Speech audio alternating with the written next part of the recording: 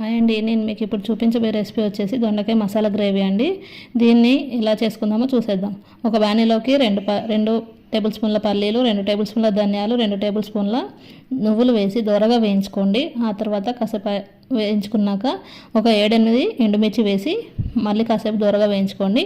ఇవి వేగాక ఒక గిన్నెలోకి తీసుకోండి.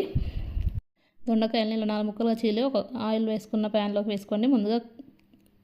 ముందుగా ఫ్రై చేసుకున్న వాటిలోకి కాస్త ఉప్పు, ఎల్లిపాయలు వేసుకొని ఇలా ఫైన్ పౌడర్గా గ్రైండ్ చేసుకోండి. ఆ తర్వాత ఇలా మగ్గుతున్న దొండకాయలు చూడండి ఎలా మగ్గాయో.